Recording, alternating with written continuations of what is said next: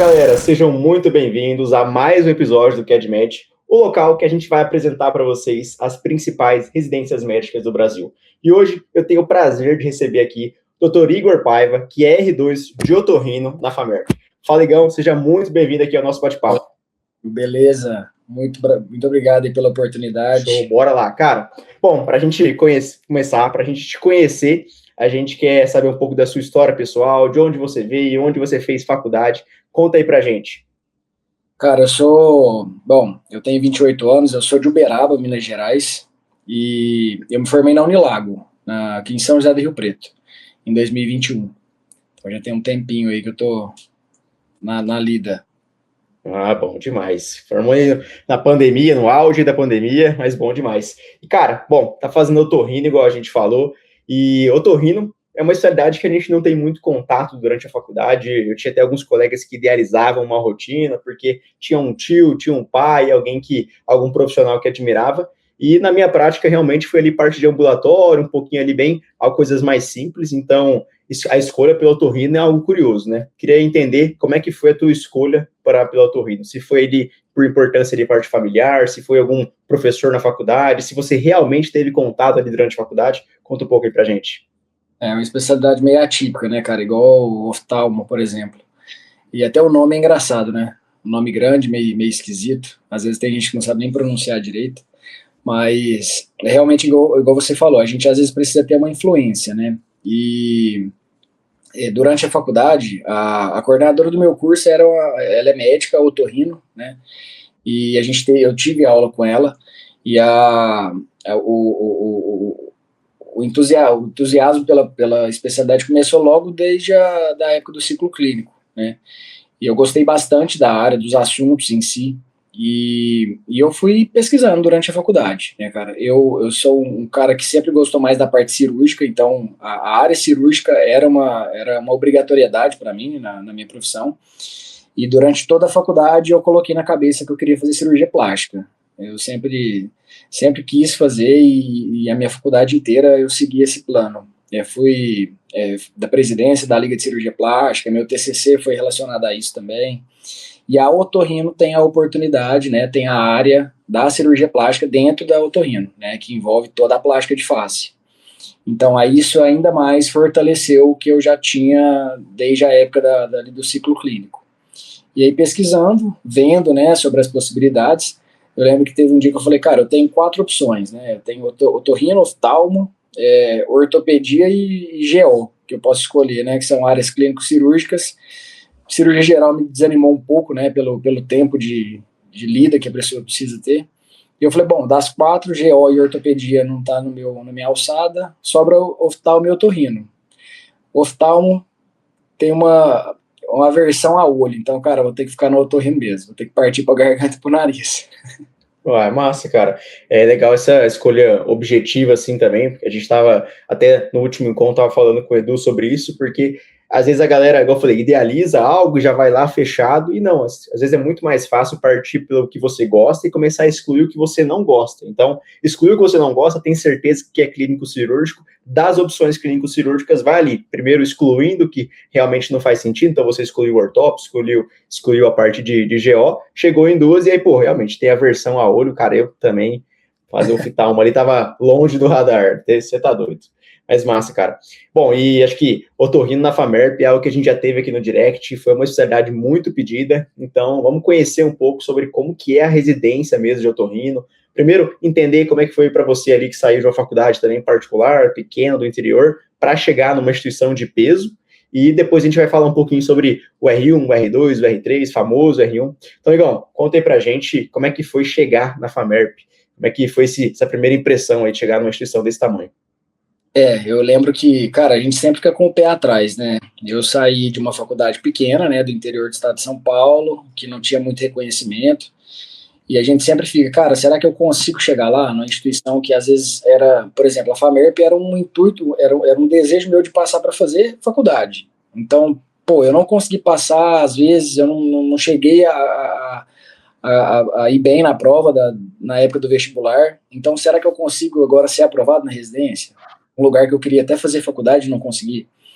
Então, é um bloqueio, às vezes, até mental que a gente tem, né? Mas até a mentoria me ajudou pra caramba nisso. Você me ajudou pra caramba nisso, que era meu monitor na época, né? E quando a gente chega, quando a gente consegue ver que a gente foi aprovado na instituição que a gente sempre quis, cara, é uma loucura, né? E a gente, às vezes, fica com o pé atrás de, pô, vou chegar lá, vão ter preconceito, mas, enfim, isso daí não tem nada a ver. Inclusive, a maioria das pessoas que faz residência lá com a gente tem da casa, não é, né? São todo mundo de fora, muita gente de faculdade pequena também, particular. Então, isso não tem muita relação. Isso é interessante também reforçar, porque eu tive colegas também com esse bloqueio, né? Eu também quis fazer FAMERP na época de graduação, e aí não consegui, cara, vou prestar para residência. Para mim era algo assim, tenho certeza que eu vou prestar as grandes instituições e que eu vou conseguir ser aprovado. E a galera tem esse bloqueio mental, né? Pô, não consegui fazer faculdade é pequena, é do interior, então sonhar ali com uma USP, com uma Unifesp, Unicamp, FAMERP, é algo de outro mundo. E a gente vê que, depois que a gente é aprovado, que as mesmas pessoas passam nas mesmas provas, então eu também tive poucos colegas ali que eram da casa, a maioria de fora, que o que realmente manda é a forma que você estuda, ter direcionamento, ter estratégia, é isso que vai te colocar ali dentro, e não o que você fez ali, de onde você veio, de qual faculdade. Óbvio que às vezes o cara tá ali no dia a dia, ele tem contato com o professor, ele vê ali como é que faz a questão, ele consegue entender, porque a prova, ela resume um pouco o serviço, né? Hoje você dentro da FAMERP, você consegue acertar muita questão que vai cair na prova, que você tá ali dentro da instituição, mas provinha diferente, né? Mas quem tá ali no dia a dia não vai ter muita diferença do cara que tá estudando. Então, estudar bem vai conseguir ser aprovado. Mas massa demais. Cara, e agora, curiosidade até pessoal, quero ver como é que é uma rotina aí de uma residência de otorrino. Eu tive um pouquinho de contato ali durante a residência de emergência, né? Por nosso R2, a gente roda um pouco junto com a otorrino, CCP ali para questão de tráqueo, tem um pouco de conhecimento de crico, mas como é que é o R1? Vamos falar primeiro do R1, como é que é o rodízio aí, como é que é a carga horária de um R1 na otorrino? Me falaram que é tranquilo, não passa das 60 horas semanais, bem tranquilo, né? Cara, isso aí eu vou te falar que é um mito. É um mito. Sempre me disseram, a residência de otorrino é tranquila, vai de boa que vai dar certo. Cara, não tem nada a ver. Eu achei que era tranquilo, cara. Inclusive, assim, a otorrino, até eu, que na época eu pesquisei bastante sobre o serviço, sobre a especialidade em si, eu não sabia a quantidade de coisas que o otorrino fazia, né? O quanto a área abrange, né? Então, na minha cabeça, urgência da otorrino era epistaxe e via aérea. Mas a gente consegue ver que é uma coisa muito além disso, né? E na FAMERP, em específico, né, a gente sempre brinca que aqui é até um dos serviços mais puxados assim, do Brasil mesmo. O nosso serviço é muito grande, porque engloba desde a parte de crânio-maxilofacial, né, que é a parte estética, trauma de face. Então, todos os traumas que chegam no hospital vêm para a gente, né? Então, é um rol muito grande assim de pacientes que chega de urgência, né? E envolve a parte da crânio-maxilofacial, envolve o nosso serviço, ele compõe também a cirurgia de cabeça e pescoço, então não é o residente da cirurgia geral que passa na CCP, é o nosso serviço de otorrino que toma conta. Então é um fluxo muito grande, cara. E às vezes, eu lembro certinho, quando eu passei os meus R+, né, atuais R3, falaram, cara, é um serviço muito puxado, vem preparado. Eu falava, cara, não tem condição. Sempre me disseram que era o oposto. E quando eu cheguei, eu realmente vi que era tenso. Bom, o R1 em si, né, falei dessa parte assim que engloba vários assuntos, mas o otorrino, o R1 particularmente, além da parte, vamos dizer, clínica, né, de lidar com o paciente, de às vezes controlar um epistaxe, pegar uma urgência, porque todos os pacientes que chegam na urgência, o R1 é que avalia, né. Então, todo esse contato com o paciente e, além disso, a parte burocrática, que também é gigantesca. Então, convocar paciente para cirurgia, mandar pedido cirúrgico, papelada de descrição cirúrgica, enfim, tudo o R1 que faz.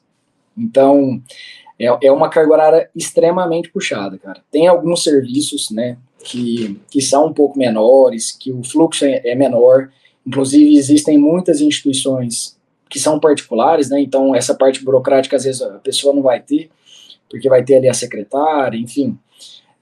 Mas serviço público de referência, o serviço vai ser puxado. Um bom serviço cirúrgico que se preze vai ser um serviço puxado, cara. Não tem como, né? A parte cirúrgica que você aprende é realmente fazendo, vamos dizer assim. E para a gente entender aqui, para o nosso ouvinte que quer fazer otorrino, está cogitando ali na FAMERP, você consegue falar um pouco de como eram os estágios? Pô, dividir ali, tem 6 meses de centro cirúrgico, tem uma parte de ambulatório, uma parte de PS. Me fala aí mais ou menos o que seria um cronograma do R1, e também se quiser falar um pouco de como que era a rotina, sei lá, no estágio do PS vai chegar às 7, vai sair a hora que acabar a última cirurgia, no da enfermaria consegue sair mais cedo, como é que é mais ou menos essa divisão e carga horária? Cara, tem, assim, eu acho que todas as residências de otorrino, elas seguem mais ou menos o mesmo padrão, né? A gente, no R1 em específico, é separado em semanas, mas o R2 e o R3 é mensal. E como que funciona? São mais ou menos uns 5 rodízios, né? Num serviço grande. Tem a parte da otorrinopediatria, que aqui na FAMERP em específico, a gente tem tanto o hospital de base, né, que é um hospital gigantesco, e ao lado tem o Hospital da Criança e Maternidade. Então, esses 2 hospitais, que são hospitais muito grandes, a gente que engloba. Então, a gente fica o mês todo na otorrinopediatria. E aí, na otorrinopediatria vai envolver tanto a parte cirúrgica, né, principalmente adenamídula, criança de via aérea, má formação, os fissurados, então toda essa parte. E aí, subdivide, né, os dias da semana entre cirurgia e ambulatório. Certo. Além disso, tem o estágio da otologia, da rinologia, né, que é embaixo de crânio, que é mais ou menos junto, e aí também subdivide em centro cirúrgico e ambulatório. O estágio da crânio-maxilofacial e cirurgia de cabeça e pescoço, que aí todos os traumas de face, e também as cirurgias estéticas, né, envolvendo rino, oto, bléfaro, lifting facial, tudo isso também engloba na parte de estética. E a cirurgia da cabeça e pescoço, né, que é mais a parte oncológica. Então, os tumores de pescoço, tumor de cavidade oral, e aí também vai subdividir em cirurgia e ambulatório. E aí tem o tão temido BIP, né, o BIP da otorrino que não para de tocar. Então, é o estágio mais, assim, das urgências. Então, sempre vai ficar um R1, R2, R3, mas o cara da linha de frente ali vai ser o R1, que vai recepcionar o paciente na emergência, que vai controlar, às vezes, um sangramento de cavidade oral, um sangramento, uma epistaxe, né? E os pareceres também de outras especialidades dos pacientes internados, que às vezes o cara tá na UTI, o nariz vai começar com epistaxe, então o R1 do BIP que vai lá controlar, e assim por diante. Certo. E aí você acha que, pô, esse estágio aí tão mais puxado, que seria esse pior, chega mais ou menos que horas e vai embora mais ou menos que horas? Chega ali no começo do plantão e vai embora a hora que acabar a urgência. Então, como acaba que a maioria das residências de otorrino não tem tantos residentes, a gente não consegue dividir o estágio só de enfermaria, né? Então, o cara que está no BIP, ele vai ter os pacientes internados ali, os pacientes que chegam na emergência, que vai ficar internados. E esses pacientes, quem vai passar, às vezes, vai ser o R1, né? Ele que vai passar a visita. Então, a rotina do R1 vai começar ali 5, 5 e meia da manhã, até pegar sinal vital, pegar exame laboratorial, passar visita e tudo. E, às vezes, sem hora para acabar, cara, porque, às vezes, aí a pessoa vê as emergências, vai no ambulatório dar uma ajudada, né, que é mais ou menos ali do lado ali do hospital, e aí acabou o ambulatório, ele volta para o hospital para resolver o restante das pendências. Então, enquanto tiver parecer de paciente que precisa ser avaliado, o cara vai ficar lá. Então, já aconteceu de chegar às 5 horas da manhã e ir embora 10 e meia, 11 horas da noite. E aí, se você, inclusive, tiver de plantão à noite, a pessoa vira, né? E aí, só Deus sabe. Aí o céu é o limite, hein? Caramba, cara. Eu imaginava que fosse uma rotina mais oftalmológica, assim. Que também, bom, ainda não sei como é que é bem a rotina da oftalmo, vamos descobrir em breve. Achei que era algo mais tranquilo. Cara, e, bom, a vida melhora? Passou para o R2, para o R3. O que muda ali de carga horária? O que muda ali de estágio? Até uma pergunta importante, esqueci de fazer, mas a galera fica ansioso. O R1, além de ter essa parte burocrática e ser linha de frente, o cara que quer operar porque está fazendo a especialidade cirúrgica, o que o R1 consegue operar aí na FAMERP? A cirurgia do R1, cara, ela vai ser basicamente, no primeiro ano, amígdala, né, amígdala e adenoide, tubinho de ventilação, né, faz a meringotomia para otite média serosa, então colocar o famoso carretel lá na membrana timpânica, E com o passar dos meses, a gente começa a fazer traque de paciente entubado, né? Então, por exemplo, o paciente vai ser submetido a uma laringectomia e precisa fazer uma traque também. Aí o chefe vai operar com o R3, e aí na hora da traque o R1 vai e entra e faz. Basicamente é isso. E aí, a depender, né, do rodízio que você está rodando, dá para fazer uma otoplastia, dá para fazer alguma biópsia de linfonodo, alguns tumores de pele, dá para fazer com retalho local ali, fazer bastante coisa. Mas, lógico, é uma quantidade de cirurgia muito grande. Eu conheço, inclusive, serviços, até aqui em Rio Preto tem um serviço que ele é particular. O fluxo de cirurgia do R1 é gigantesco, a pessoa opera muita amígdala no R1, mas fica limitado àquilo, né? Não tem outras cirurgias igual um serviço público tem. Entendi. E aí vamos lá para o R2 e R3, o que muda ali, continua essas 5 grandes áreas, porque o que você falou roda sempre o R1, o R2 e o R3, mantém ali esse padrão e melhora a sua qualidade de vida, seria mais ou menos isso? Mantém o mesmo padrão, né? Mas a rotina do R2. O R2 é um ano mais sabático, assim, você fica meio no limbo ali, você não tem toda a responsabilidade do R3, né, de estudar, de discutir com o chefe, enfim, e não tem a obrigação do R1. Então o R2 é um ano mais tranquilo, assim, de carga horária. Por quê? Você não tem que passar a visita, às vezes, tão cedo para coletar sinal vital, o plantão, você está de sobreaviso, né, então você fica só, às vezes, ajudando o R1 ali via mensagem, ele manda mensagem para discutir um caso, então você não tem que ir ao hospital avaliar o paciente. Então, de carga horária melhora muito, né? Por exemplo, eu atualmente estou no rodízio de otologia e base de crânio. Então, eu estou no ambulatório, né? O ambulatório vai acabar ali 4h30, eu já vou para casa. O R1 que está comigo, não. Ele vai para o hospital para ver as interconsultas, entendeu? Ver os pareceres de paciente, enfim. Então, no R2 dá para virar mãe do Pilates, tranquilo, então. E no R3? E o R3 melhora ainda mais, né? Ele vai ter um pouco mais de responsabilidade, né? Porque ele precisa discutir o caso com o chefe, ele tem que estudar técnica cirúrgica, só que ele não tem essas obrigações mais. Ele não vai dar o auxílio que o R2, o R1 precisa, né? O R3 que vai ficar responsável por dar auxílio é o cara que está de plantão. Então, chegou uma epistaxe grave, o R1 não conseguiu controlar, eu vou lá também e vejo que é uma epistaxe mais posterior, um caso mais grave, mando mensagem para o R3, aí eu lanço o paciente na urgência, aí o R3 vai. Mas o R3 vai, opera e vai embora, entendeu? Então... Entendi. Então o R3 fica mais ali nesse backup, né, tem mais responsabilidade, mas acaba operando coisas mais complexas e tem uma carga horária, então, mais tranquila, certo? Exatamente. Bom, chique demais. E bom, você virou R2 agora, acabando aí, né, acabou agora o primeiro mês da R2, e o que é essa transição, então? Você falou que tem uma rotina mais tranquila, mas querendo ou não, você ali é primeiro contato do R1, então o R1 não conseguiu resolver, vai para você. Como é que foi essa transição do R1 para o R2? O que mudou para você? Nesse primeiro mês, cara, a otorrino, eu acho que a otorrina, a oftalmo, né, são especialidades muito atípicas, assim, né, às vezes as pessoas não têm tanto contato. Até eu quis fazer otorrino, mas eu tive muito pouco contato na faculdade, né, tive que buscar além da faculdade para poder ver a rotina, como é que funcionava. Então a pessoa entra não sabendo nada, cara, a pessoa não sabe nem avaliar um ouvido, não sabe fazer uma otoscopia direito. Então a gente acompanha o R1 durante todo o mês de março, né, para auxiliar, para ensinar. Acaba que o contato maior do R1 vai ser com o R2 mesmo, porque toda essa parte até burocrática e o exame físico básico da otorrino, as condutas, a gente acompanha o R1, né, durante todo o mês de março. Então, eu ainda estou passando para o R2, atualmente eu tenho 2 dias de R2 de verdade, mas melhora bastante, né. O maior desafio realmente é o ensinamento, cara. Eu acho que cada vez que passa, né, a gente começa a ter mais responsabilidade. E a gente deixa de viver uma rotina do R1 que basicamente trabalho, às vezes tocação de serviço, para uma rotina de R2 que a gente tem que começar a estudar, a buscar, a pensar em publicar algo. Então, muda muito assim o objetivo, né? Vamos dizer assim. Interessante. Essa parte de responsa, né?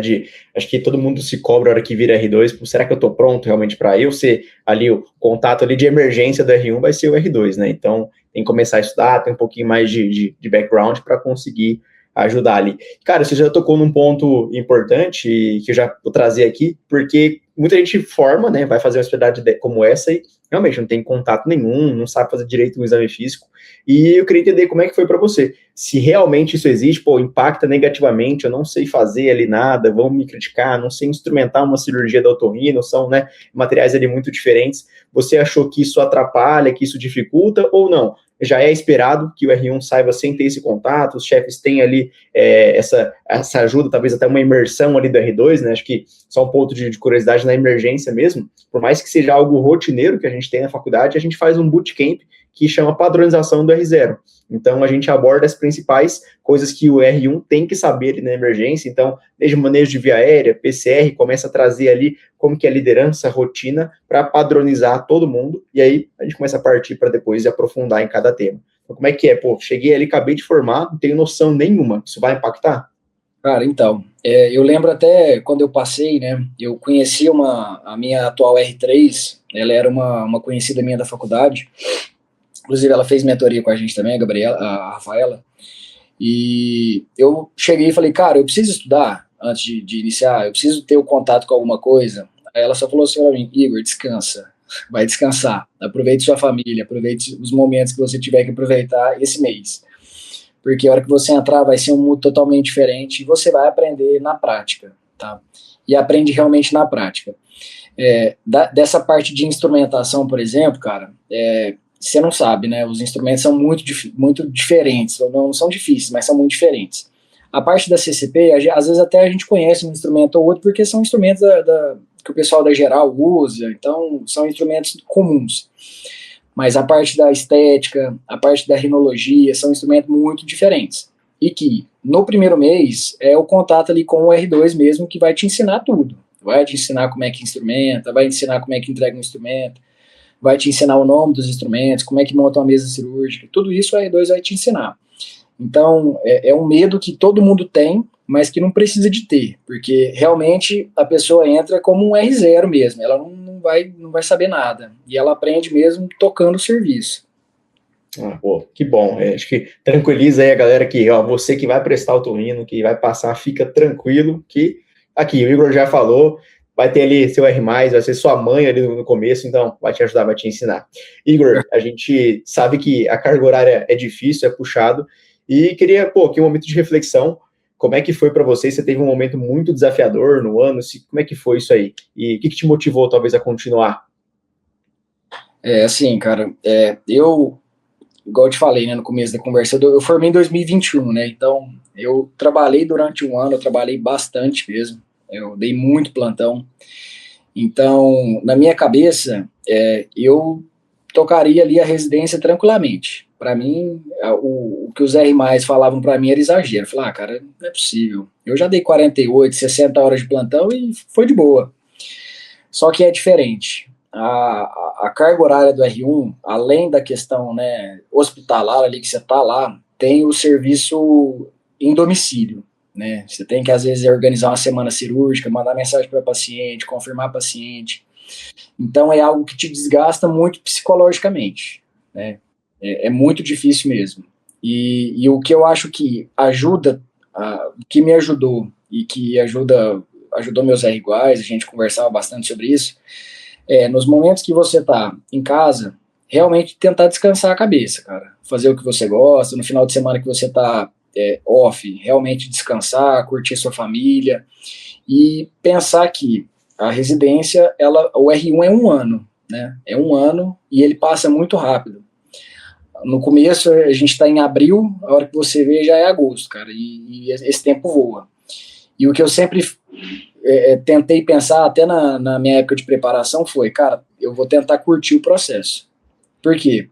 A hora que eu chegar no R3, eu vou olhar às vezes para trás e falar, nossa, eu não aproveitei às vezes como eu deveria ter aproveitado. É uma imersão mesmo que a gente tem que fazer. Né? Pensar que às vezes a gente vai deixar realmente de viver a nossa vida ali, o que a gente estava acostumado a fazer, para viver uma vida hospitalar. E principalmente, quando a gente está estudando para residência, às vezes a gente tem uma carga horária até maior. Tem pessoa que estuda aí 16 horas por dia, 14 horas por dia, tem gente muito disciplinada nessa parte, né? Mas a gente tem o nosso tempo em casa. Então você consegue ir na academia, você consegue ir no mercado, você consegue fazer o que você quiser. no R1, muito provavelmente você não vai conseguir, você não vai ter horário comercial. Mas esse ponto que você falou é interessante, porque, cara, essa imersão que a gente tem, eu falo que, cara, eu vivi, sei lá, talvez 20 anos em 3 anos de residência, porque o contato que você tem, o fluxo que você tem de pacientes, a imersão mesmo ali durante a residência, se você souber aproveitar, porque às vezes, igual eu falei, você falou, né, a gente tá cansado ali, tá fadigado, mas, cara, às vezes é no finalzinho de um plantão que chega uma coisa que você nunca viu e talvez que é um caso em 1 milhão. Então, exato, esse momento ali, se você não aproveitar, se você só chegar cansado e pensando em ir embora, não souber realmente curtir, né, o processo e saber que tem prazo de validade, graças a Deus tem prazo de validade. Então, acho que isso que motiva também. E, Igor, cara, aproveitando isso, teve esse momento desafiador, então, a nossa dica aqui para o cara que vai ser R1 de otorrino. Para você, qual que é a principal dica para sobreviver ao R1 de otorrino na FAMERP? Cara, seguinte, é igual a gente está comentando, né, sobre carga horária, é realmente muito puxado mesmo, mas o que eu tinha na minha cabeça era, cara, eu precisava passar em um hospital grande. Eu já fiz uma faculdade que é pequena, a minha que é quem vai me formar realmente especialista, eu tenho que estar num local bom. E a pessoa que quer fazer otorrino, ela tem que pensar que é uma especialidade cirúrgica. Então, ela precisa de uma carga horária alta para poder desenvolver realmente habilidade cirúrgica, né? Então, assim, o que me ajudou e o que eu penso a respeito disso? Às vezes a gente está ali 120 horas, né, 100 horas na semana, aquela loucura toda.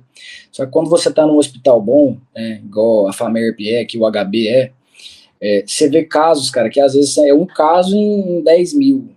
Você não vê em lugar nenhum. E pra gente, às vezes, aqui é algo comum, entendeu? Tem muitos casos de pacientes que ficam internados aqui com a gente, cara, que às vezes eu converso com um amigo meu que faz em instituições menores, ele fala, cara, isso daqui a gente vê 1 a cada 2 anos. E aqui chega todo mês, entendeu? Então, é isso às vezes que me deu força também para enfrentar o R1. Cara, eu tô numa instituição espetacular, a carga horária é muito alta, mas esses 3 anos que eu tiver aqui, eu tô fazendo e tô aprendendo conforme eu preciso aprender, entendeu? Então, foi o que me deu força. Pô, massa demais. Cara, e aproveitando aí que você falou, talvez isso seja já o grande diferencial, mas para você, qual que é o grande diferencial da otorrino da FAMERP? Porque o cara às vezes passou ali na Unesp, passou na Unicamp, por que ele tem que ir para a FAMERP? Inclusive no meu ano eu também passei em outras instituições, incluindo a Unesp também, que é uma instituição muito boa aqui no interior, né? Só que o que eu acho que diferencia bastante a gente aqui? Hoje em dia, né, tá cada vez mais concorrido. Apesar de ser uma especialidade cirúrgica que tem uma certa reserva de mercado, a gente precisa cada vez mais se diferenciar, né? Existem muitas residências de otorrino que são basicamente otorrino. Então, a pessoa vai mexer com ouvido, garganta e nariz, né, e laringe ali. Na FAMERP, como o nosso departamento é muito grande, engloba outras áreas, né, incluindo a cirurgia de cabeça e pescoço, incluindo a crânio-maxilofacial, a gente tem um diferencial principalmente desse manejo de via aérea, né? Então isso às vezes é até um abridor de portas. Você chega numa cidade grande, não é às vezes todo o otorrino que consegue fazer uma tráqueo, entendeu? Aqui a gente faz muita. Então, essa parte de via aérea, não é todo otorrino, por exemplo, que consegue drenar um abscesso cervical profundo. Aqui a gente faz isso toda semana e com bastante caso. Então, é um diferencial. E isso eu não tinha ciência quando eu passei, entendeu? E vendo, né, hoje em dia, eu vejo que isso daí é um diferencial muito grande que pode te diferenciar realmente lá na frente. Pode te abrir portas. Então, apesar de ser um serviço muito puxado, hoje em dia, atualmente, eu não trocaria por outro serviço nenhum aqui do Brasil, entendeu? Pô, top, cara. Eu até falo quando a galera me pergunta, né? Pô, vou prestar tal prova, qual que você acha que eu devo prestar? E uma das coisas que até quando eu prestei FAMERP, que preenchiam os meus critérios, eu faço 3 perguntas, né, para escolher uma instituição. Eu falo que, primeiro, tem que ser uma instituição, se ela é de referência, então uma instituição que vai me dar volume de casos, porque a gente aprende fazendo, né? Então não é só o estudo ali, tem que ter ali o volume, tem que ter 5, 10, 15, 20 de procedimentos, pacientes diferentes, enfim. Então ter volume de caso.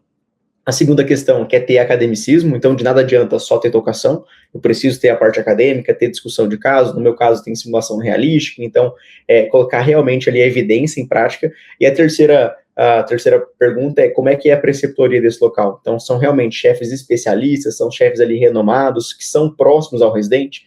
Porque a gente fica muito em contato com o R+, realmente vai nos ensinar muito, mas eu quero ter o refino do chefe, eu quero ali discutir um caso com o R+, mas eu quero ver ali o chefe que vai terminar a discussão realmente elevando o nível, e a FAMERP tem tudo isso, né, uma instituição de peso, então, realmente, acho que é um grande diferencial, né, ter esse volume de casos, ser um serviço referência, e o que é, às vezes, raro para alguém, vai ser o comum do seu dia a dia.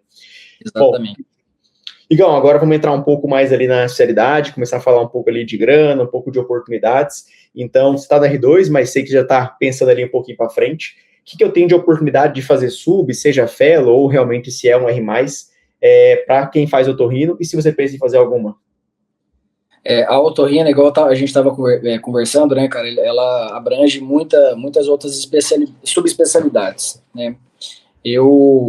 Desde o início ali, a hora que meu primeiro mês de R1, eu já queria fazer ouvido, cara. É uma área que a gente brinca que é a área mais difícil, assim, da otorrina, a mais complexa, as cirurgias mais complicadas, mas é uma área que, às vezes, você devolve um sentido para a pessoa, né? Então, a pessoa, às vezes, não ouve e você faz ela ouvir novamente. Então, a parte da otologia é o que brilha meus olhos, assim.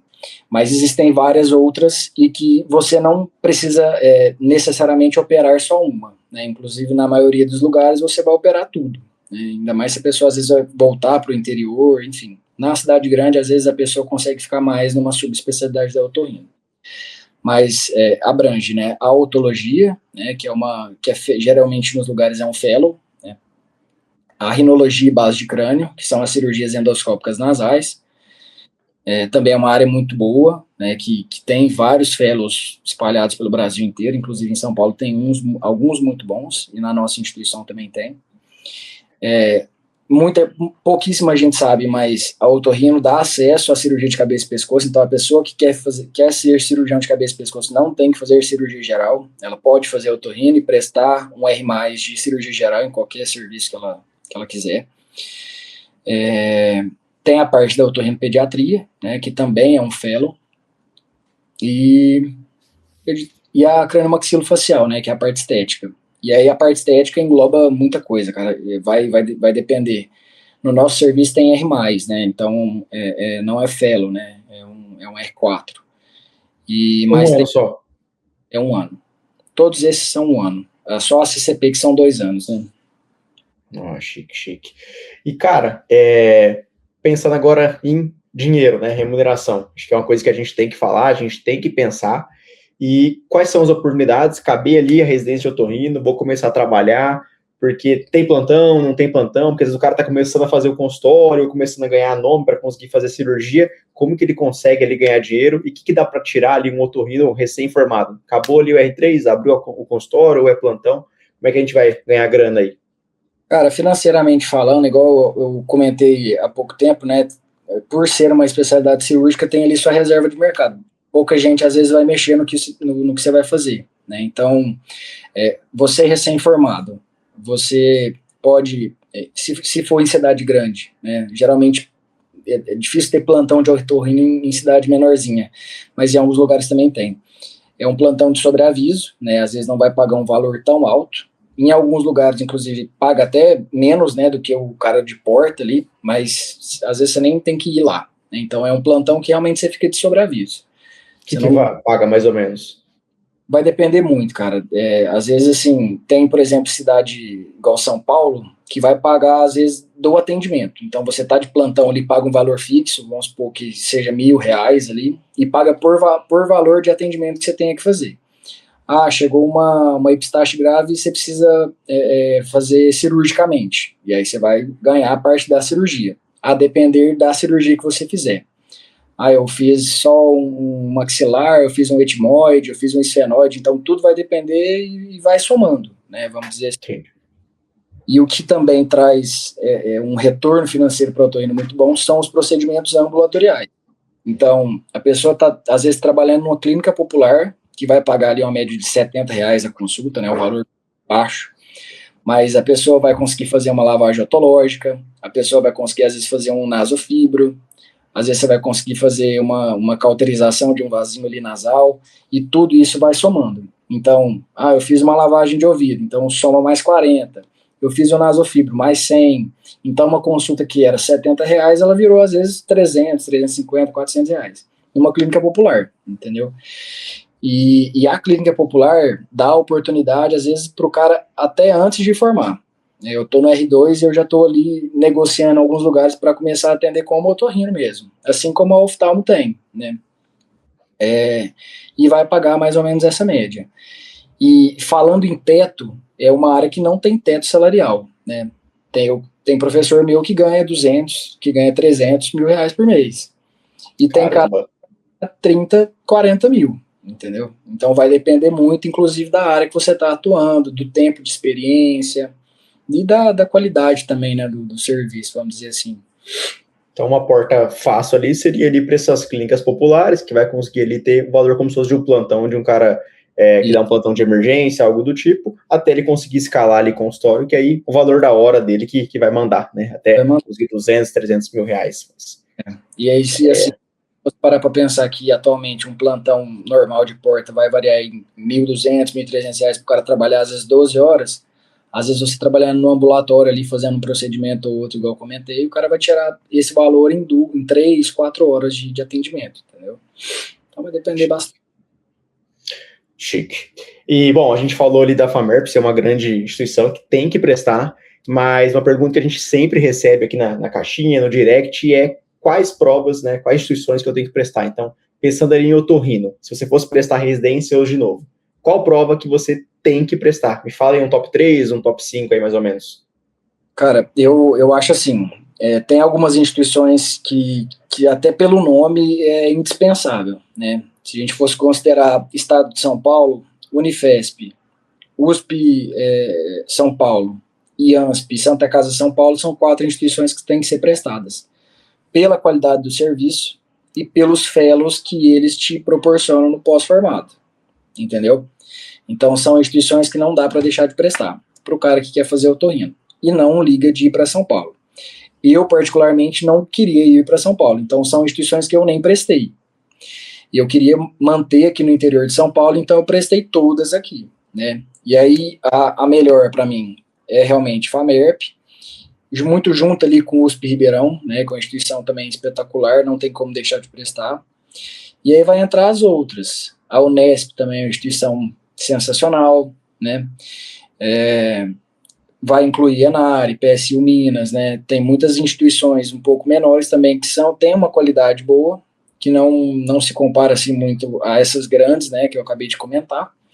Mas eu acho que as melhores, assim, que não daria para deixar de lado são essas. Esqueci o Unicamp também.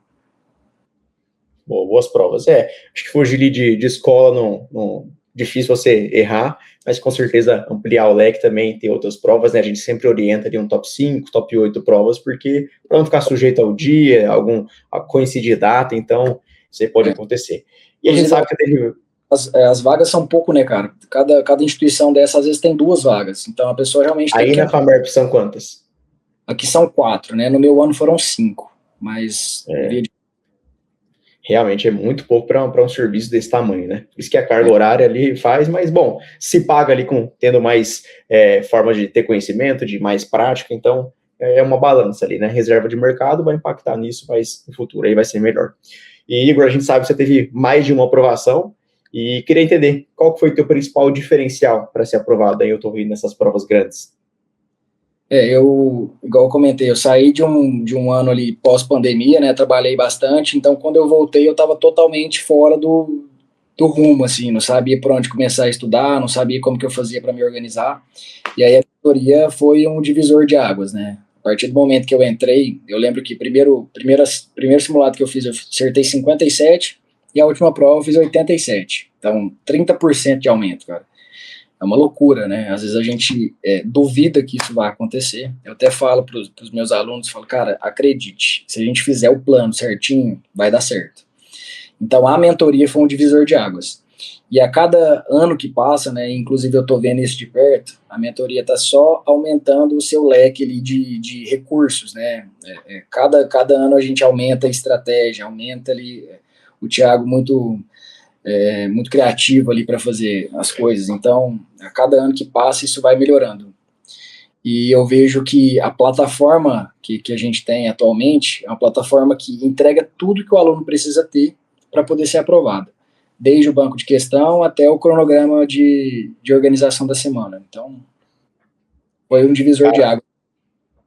Que massa, ouvir teu depoimento, assim, por mais breve que seja, assim, mostra pra gente que a gente tá no caminho certo, né? Então, sair ali, 30% de evolução no ano, ser aprovado em grandes provas, e é o que eu falo, que relatos como o seu para motivar as próximas pessoas, né, que vão ter os resultados assim como o seu, porque é uma pessoa comum, uma pessoa que conseguiu ali aproveitar a faculdade, que conseguiu ter qualidade de vida enquanto estudava. A gente não prega que tem que ser algo extremo, né, tem que ser um estudo, meu Deus, você vai fazer só isso, não, vai manter ali sua atividade física, vai manter ali sua saída com seus amigos, com o namorado, o que for.